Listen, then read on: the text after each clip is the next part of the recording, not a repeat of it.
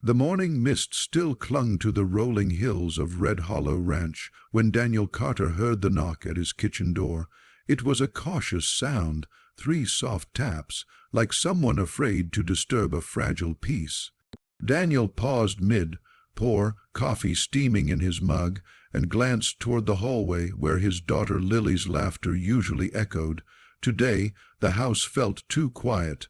He opened the door to find a woman standing on the porch, hands folded tightly at her waist. She wore a simple brown coat worn at the cuffs, and her dark hair was pulled back neatly.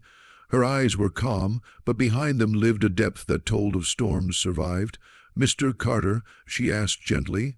"Yes." His voice came out gruffer than he intended. "My name is Emma Hayes. I'm the widow who called about the cooking job." Daniel stepped aside, motioning her in. "Please, come in." Emma entered the ranch house, her gaze briefly sweeping the space-polished wooden floors, framed photographs of a smiling woman with kind eyes, and a little girl holding a pony's reins. She swallowed softly but said nothing. "I lost my wife 3 years ago," Daniel said suddenly, as if the walls themselves demanded honesty. "I'm not used to having help." Emma nodded. "I understand." From the hallway came the sound of small footsteps. Lily appeared, her blonde curls bouncing as she stopped short at the sight of the stranger. She stared for a moment, then smiled. "Daddy, who's she?" "This is Miss Emma. She's going to help with the cooking," Daniel replied. Emma crouched slightly. "Hello, Lily. I hear you like pancakes." Lily's eyes widened with strawberries. Emma smiled, especially with strawberries. Something warm flickered in Daniel's chest, then vanished just as quickly. He reminded himself that Emma was here to cook, nothing more. Over the next few weeks, Emma became a quiet presence in the ranch house. Her cooking filled the space with comforting scents: fresh bread, slow, simmered stews, apple pies cooling on the windowsill. Lily grew fond of sitting at the kitchen table, watching Emma work and asking endless questions.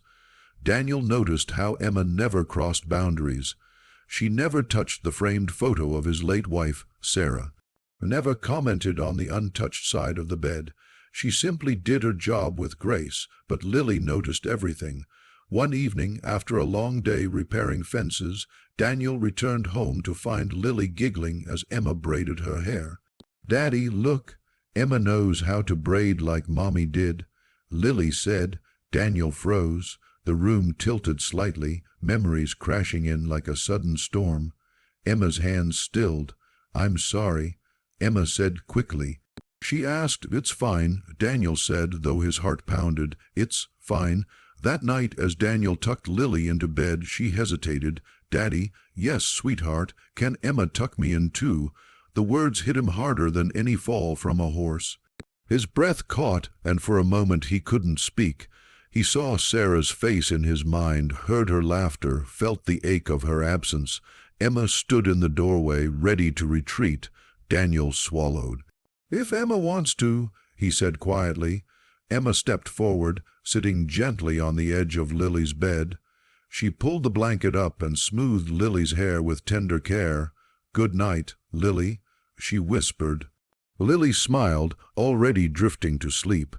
As Emma stood to leave, Daniel caught her wrist, not tightly, just enough to stop her. "Thank you," he said. "For what?" "For being kind." That night, Daniel couldn't sleep. Memories of Sarah flooded him. How she used to sing Lily to sleep, how the house once echoed with love and laughter. Guilt gnawed at him. Was he betraying Sarah's memory by letting someone else care for their daughter? The next morning Emma was already in the kitchen. Daniel hesitated before speaking. "I need to set some boundaries," he said. Emma nodded calmly, "Of course. This job is just cooking. I don't want Lily getting confused." Emma's eyes softened. "I understand completely," and she kept her word, but life, like the ranch itself, had a way of breaking fences. One afternoon, Lily fell from her pony and scraped her knee badly. Daniel was out in the fields, unreachable. Emma cleaned the wound, held Lily as she cried, and sang softly until the sobs faded. When Daniel returned and saw Lily asleep on the couch, head resting on Emma's lap, something inside him cracked. She was brave, Emma said quietly. Daniel nodded, unable to speak. That night he dreamed of Sarah. She stood in the meadow, smiling peacefully. "Don't freeze your heart," she told him. "Lily needs warmth." He woke with tears on his face.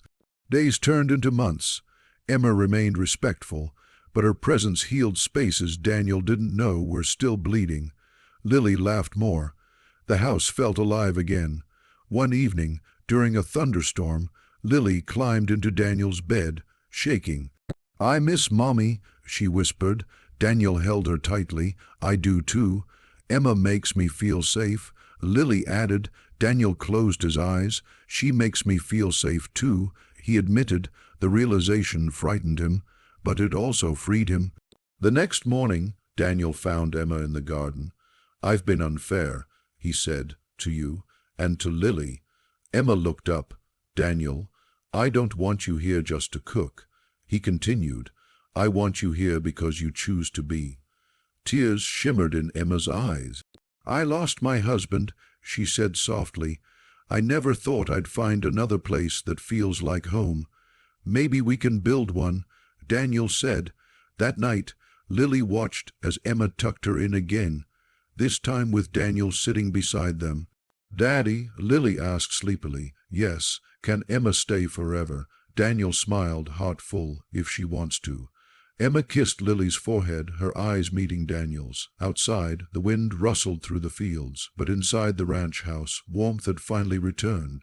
Some loves are not replacements. They are continuations, gentle, patient, and born from healing hearts.